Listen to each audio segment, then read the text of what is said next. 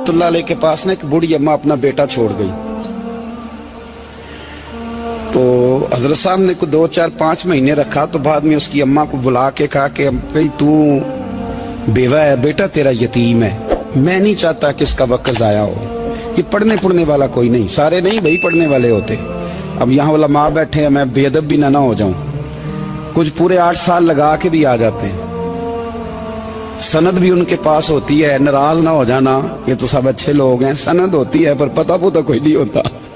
ये आला हजरत ने लिखी है बात, सनद होती है, पूरी डिग्री होती है, उस पर कई लोगों के साइन भी होते हैं। तो बहुत सारे तालिब इल्म ऐसे होते हैं जो मदारस में कहते हैं मैं फाजल फलां हूँ, लेकिन कोई शय पास। तो मौलाना सरदार अहमद साहब मुहद्दिस आज़म पाकिस्तान रहमतुल्लाह अलैह उस बूढ़ी को कहने लगे तेरा बेटा कुंद देना है, पढ़ना पढ़ाना इसने कुछ भी नहीं, तो यतीम बच्चा है, कल को तो कहेगी कि मेरे बेटे ने वक्त जाया किया तो वापस ले जा। बूढ़ी अम्मा रोने लग गई, कहने लगी मैं पढ़ाने तो नहीं लाई थी, मैं तो आपको रब का वली समझती हूँ, मैं तो नौकरी कराने लाई थी। नौकरी हजरत अनस बिन मालिक कहते हैं मेरी अम्मा भी हुजूर की बारगाह में दे गई थी। तो हुजूर की बारगाह में ये नहीं कहा था कि या रसूलल्लाह पढ़ा दें, हाँ मैं जिम्मेदारी से बात कर रहा हूँ। ये नहीं कहा था हुजूर मुजाहिद बना दें, ये थोड़ी कहा था कि या रसूलल्लाह सल्लल्लाहु तआला अलैहि वसल्लम से मुफस्सिर मुहद्दिस मुहक्किक मुफ्ती बना दें। हजरत अनस की अम्मा कह गई थी सोनिया जब तक ये रहेगा ना आपकी नौकरी करेगा, ये घर के काम काज करेगा, ड्यूटी करेगा, हुजूर ये आपकी नौकरी करेगा। तो मेरे महबूब ने फिर दुआ कर दी, अल्लाह इसे बरकत अता फरमा। तुम समझता है खिदमत वाला खाली रह जाता है? जितना जायका खिदमत वाले को मिलता है, जो उसके नसीब में आता है, वो किसी का नसीब कहां भाई। हजरत अनस कहते हैं हुजूर ने दुआ कर दी, बरकत की। मुझे तो खेती बाड़ी आती भी नहीं थी, पर लोगों के बाग में साल में 1 दफा फल लगता था, मेरे बाग में 2 दफा लगता था।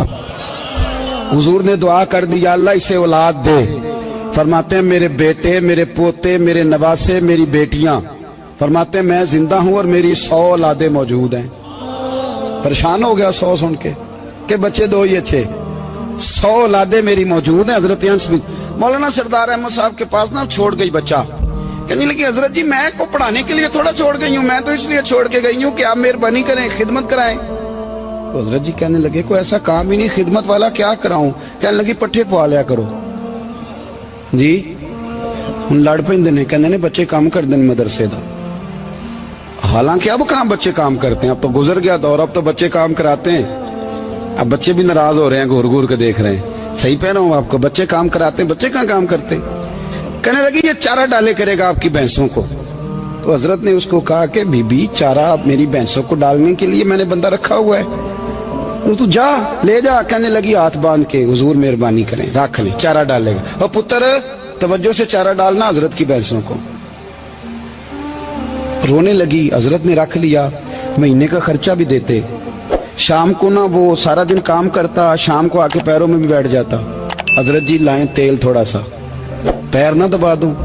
8 साल साथ वाले पढ़ते रहे, ये बेचारा नौकरी करता रहा, मेरा रूप भी नहीं ते मेरा रंग भी नहीं, और मैनू यार मनान दा टंग भी नहीं।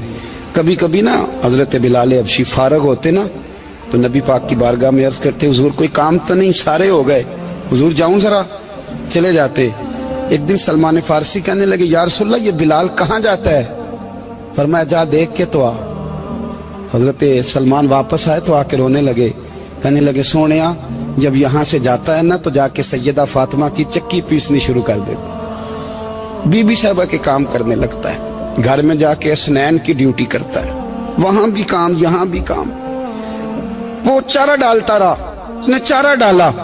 हजरत मुहद्दिस आज़म की भैंसों को दस्तार फजीलत का वक्त आ गया, सारे पगड़ियां सजा के आ गए, आज दस्तार होगी। ये ना पीछे होके बैठ गया, चूंकि पढ़ा ही नहीं था तो दस्तार का है कि दस्तार तो उसकी जो पढ़ेगा, हमने तो पढ़ा ही नहीं, हमने तो यार पढ़ा, घर पढ़ा, ड्यूटी करी।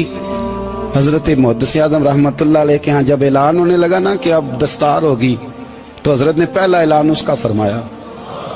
तो मजा वाला बंदा कपड़े भी कदी कदी बदल देना, वो कहता है जिस हाल में भी था मैं पलट के देखने लगा कि पढ़ा पढ़ाया तो है, कोई शय नहीं, ये माजरा क्या है।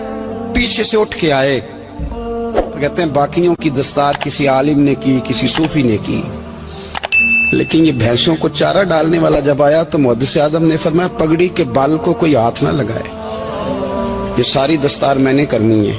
और फरमाते हैं हजरत बाल भी देते जाते थे और आंसू भी बहाते जाते थे, माथा भी चूमते थे और फरमाते थे दस्तार के बाद चला तो नहीं जाएगा यार, मुझे तो इबादत भी नहीं रह गई, मुझे तो चाबियों को भी नहीं पता कौन सी कहाँ रहती है, जाएगा तो नहीं तू? तो रो पड़ा, कहने लगा सोने जाए तो वो जिसके पल्ले कुछ है हो, आता जाता तो है कुछ नहीं, मुझे किसने रखना है, मैंने कहाँ जाना है, इधर कहाँ, तो इधर ही रहूंगा। उस तालिब इल्म के सारे उस्ताद भाई कहते हैं उसने दस्तार कराई, पढ़ा पढ़ाया कुछ नहीं, पर जो मसला अड़ जाता था ना, वो जो अड़ जाता था ना, वो जाके उससे पूछते थे तो किताबें खोलने की जरूरत नहीं पड़ती थी। हजरत उम्मे सलमा रदी अल्लाह ताला अन्हा कहती है मैंने अर्ज की या रसूल अल्लाह सल्लल्लाहु अलैहि वसल्लम मेरी बच्ची बड़ी बीमार है, तो मुझे किसी ने कहा है ये थोड़ी सी नशे वाली चीज है, ये बना के तैयार करके दो सही हो जाएगी, बीमार है बच्ची तो ये नशे वाली चीज है, इसको तैयार करके दो, थोड़ा नशा है। अगरचे बाज, मैंने शुरू में कहा, बाज लोग मरीज को, सख्त मरीज को ऐसी अद्वियात जो मजबूरी बन जाए उसकी गुंजाइश और इजाजत देते हैं। मोहतात उलमा तो उसमें भी बहुत सारी चीजें पहले बयान करते, लेकिन उसने कहा जी निरा नशा देना है शिफा के लिए। हज़रत उम्मे सलमा कहती है मेरे नबी पाक ने मेरी तरफ देखा, मेरी तरफ, तो मैंने कहा या रसूलल्लाह आप क्या फरमाना चाह रहे हैं? तो नबी पाक ने फरमाया उम्मे सलमा कभी नापाक चीज में भी शिफा हुई है, कभी नापाक चीज में भी, कभी शराब और खमर में भी शिफा हो सकती है। शिफा रब करीम ने रखी है पर शहद के अंदर रखी हुई है, शिफा अल्लाह ने रखी है कुरान मजीद में रखी हुई है, तो इसमें भी कभी ये हुजूर ने बयान किया है कि इसके अंदर शिफा हो सकती, तो उम्मत कितनी दिलेरी करती है जो ये मशवरे देती है कि उसके अंदर नशा है, शराब है, तो खांसी चली जाएगी तो फलानी बीमारी चली जाएगी। ना आओ इन चीजों पे, ना अपने ईमान को खराबी दो और ना ऐसी बातें करो जिससे कि दरक रसूलुल्लाह सल्लल्लाहु अलैहि वसल्लम के वाज़ेह इरशादात की मुखालफत हो। मेरे नबी पाक सल्लल्लाहु अलैहि वसल्लम ने फरमाया, और फिर कुछ लोग कहते हैं थोड़ी पी है जी। अब तो मैं तज्जिये में पढ़ रहा था कि ऐसी शराब इजाद हो गई है, लोग शराब पीते हैं और वो मस्त भी रहते हैं, कार भी चलाते रहते हैं, कहते हैं जी नहीं हमारा ज़हन माऊफ नहीं हुआ तो ये वाली सही है, नशा नहीं लाती। मेरे नबी पाक सल्लल्लाहु अलैहि वसल्लम ने फरमाया जिस चीज की थोड़ी मिकदार, ज्यादा मिकदार हराम है उस चीज की थोड़ी मिकदार भी हराम है, जिसकी ज्यादा मिकदार हराम है उसकी थोड़ी भी।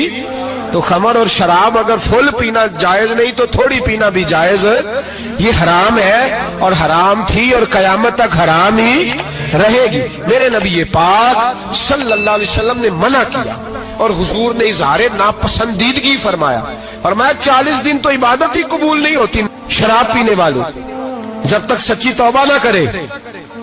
ये लफ्ज जब अदा करता हूं तो शर्म से मेरी जुबान लड़खड़ाती है कि यार दरबारों पे भी नशा बिकता है। मैं ये बात कर रहा हूं सूफिया का तर्जुमान, दरबारों पे, मजारों पे, और सज्जादा नशीनों तुम्हें जमीन निगल जाए, आसमान तुम्हें ले उड़े, तुम पर कहर नाजिल हो, तुमने बाप दफन करके तो वहां नशे का अड्डा बना लिया, माओं से बेटे छीनने लगे हो, औरतों के सरों से कपड़े छीनने लगे हो, सुहाग मारने लगे हो, बेटियां और बेटे यतीम करने लगे हो, नशा बेचते हो दरबारों और मजारों पे, ये तमाशा लग गया। आप कैसे करूं ये बात, पर करनी पड़ रही है, मजबूरी है, ये मजमून मुकम्मल नहीं हो सकता। बंद कर दे वो दरबार, हमें नहीं चाहिए जिन दरबारों पे नशा बिकता है। मैं जिम्मेदारी से कह रहा हूं, बात रिकॉर्ड हो रही है। जूते की नोक पे वो सज्जादा नशीन जो उम्मत को ड्रग्स देता है, वो सज्जादा नशीन का डेरा नहीं, वो गंद का अड्डा है, वहां से फैज नहीं मिल रहा, उम्मत की तबाही हो रही है। बता दो, फैला दो, इसको एतराज करना करो। मेरे रसूल पाक सैयद आलम सल्लल्लाहु ताला अलैहि वसल्लम का दीन जरूरी है, किसी पीर की सज्जादगी जरूरी, बोलिए सज्जादगी जरूरी। बड़ी जिम्मेदारी से कह रहा हूं और नुमाइंदगी कर रहा हूं अपनी जमात की। نہ ہمارے بزرگوں نے کل اس کی حمایت کی تھی، نہ آج کرتے ہیں، نہ قیامت تک کریں گے۔ بند کر دیں وہ دربار اور مزار۔ بزرگ دنیا میں یہ کام کرنے آئے تھے، اور ہماری سوچ اتنی گر گئی ہے، اتنے ہم کمزور ہو گئے۔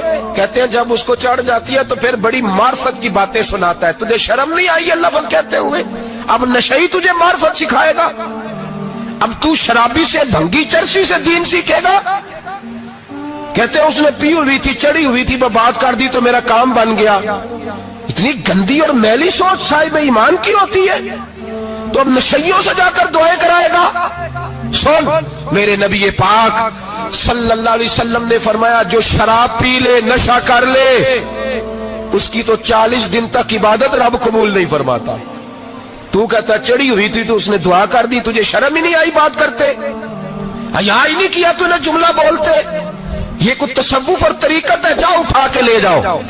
ایسی کوئی تصوف اور طریقت ہمیں نہیں چاہیے، ہمیں وہ والی طریقت چاہیے جس میں خدا کے قرآن کی بات ہوتی ہے اور محمد مصطفیٰ کے فرمان کی بات ہوتی ہے صلی اللہ علیہ وسلم۔ تو بھائی یاد رکھو یہ کوئی طریقہ نہیں۔ ایک مزار ہے، مجھے ایک صاحب کہنے لگے آ جائیں یہاں بھی فاتحہ پڑھیں۔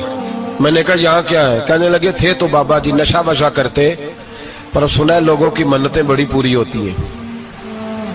مجھے جذبات بڑے کم آتے ہیں۔ میں نے اس آدمی کو گریبان سے پکڑ لیا، میں کہ ادھر ہٹ، وہ تو نشہ کرتا تھا اور تو جاتا تھا، تیری یہ کیسے طاقت ہوئی؟ تو نے مجھے مشورہ دے دیا ہے، تو ہمیں کمزور سمجھتا ہے؟